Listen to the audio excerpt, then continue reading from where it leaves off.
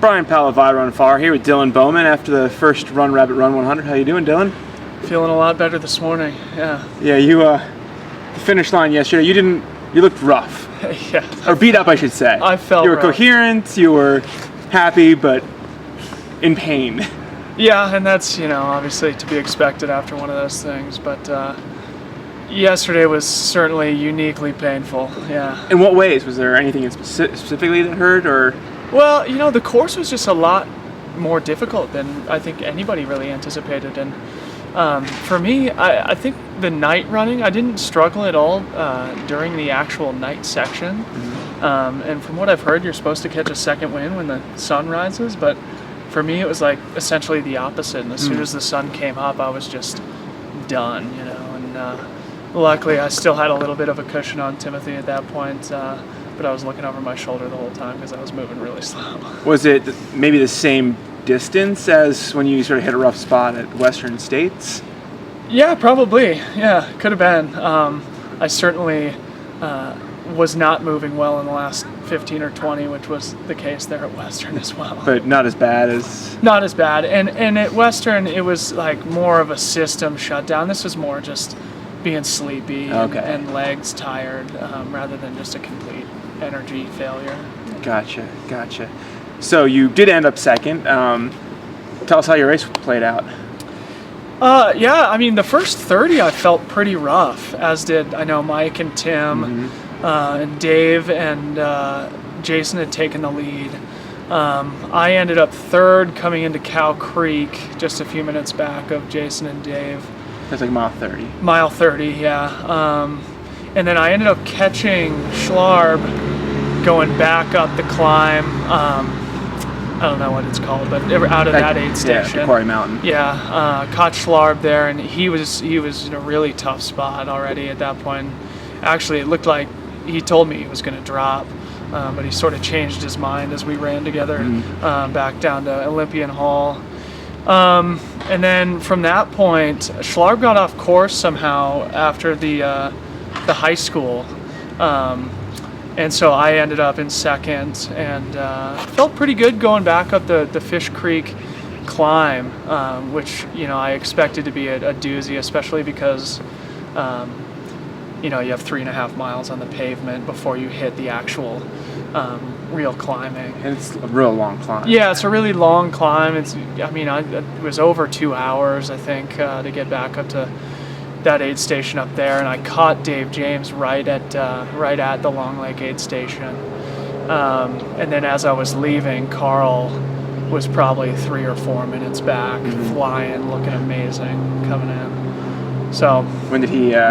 You held the lead probably for 15 or 20 miles. Yeah, and actually, as I took the lead there, it wasn't in any way strategized or anything like that, but when I saw Carl and took the lead from Dave, I was sort of like, okay, I probably need to try and get a little bit of a gap here. And really that section of the course played into my hands a lot, because after like a fairly flat 5 miles, it's like a 13-mile, really, bomber downhill, which is really what I would characterize as a strength of mine.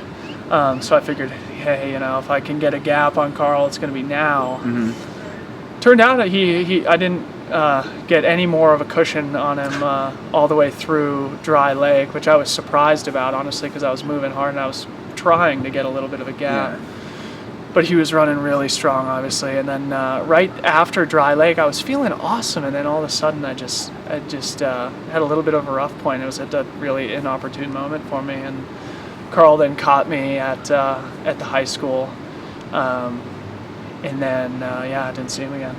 Yeah, I think I heard at one point somebody said like they gave you an update and he had 25 minutes on you, and you were just.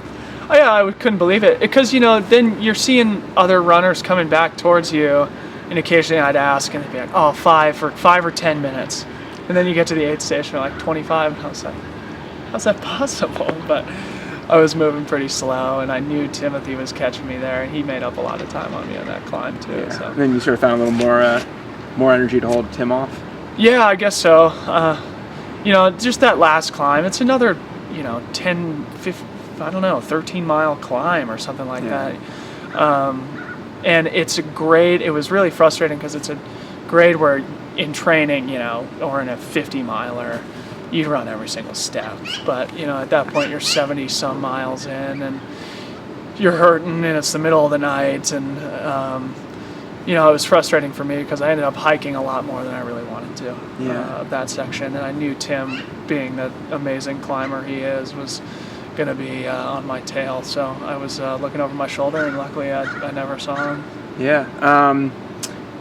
You've done well at Leadville. You've done at Western States. There are pacers there. What was it like not having a pacer those final miles? I never thought about that once during the race, but afterwards I definitely enjoyed the solo experience of the 100-miler, and the night running was an absolutely amazing, weird experience. Being out there all night. You weren't with the hare or the tortoises at that point. The other race. Well, really. you actually do see a lot of the tortoises out there, which was nice. You're never running with somebody in the hare race. You were alone. Alone, yeah. And you didn't see that many tortoises out there, but it was nice having that staggered start and seeing those people out there and giving the sort of mutual congratulations and encouragement. How was the weather during the first day of the race? Well, it was hot. I mean, obviously 75 degrees at 8,000 feet feels hotter than 75 degrees at sea level, but I had to stop at the bottom of Fish Creek and drink out of the river because I was like really dehydrated already at mile 18. Mm-hmm. So I went 2 bottles from the high school all the way to the finish, which I didn't really anticipate doing. But it was definitely a warm morning or afternoon, I should say. And then after sundown, quite the switch. Yep. But it wasn't that cold either. I basically wore just my PI jersey and some sleeves and some gloves and a little buff on my head, and it was fine the whole way. Didn't change shirts or anything like that. It actually, I would only get chilly if I was hiking, so it sort of encouraged me to jog a little bit more than I probably would have otherwise. Little hand on the back. Yeah. So you've raced a lot of top races this year, competitive-wise. Any break coming up for you? Yeah, I don't anticipate doing much running for a few weeks now. I'm definitely going to rest. I would say through probably mid-October. I'm signed up right now for North Face, so I'll aim towards that, but definitely take a little break in between and hopefully get 4 or 5 weeks of good training in before that. Gotcha. Well, congratulations on a great run, winning some prize money, and see you out at San Francisco in a couple months. Thanks, Brian.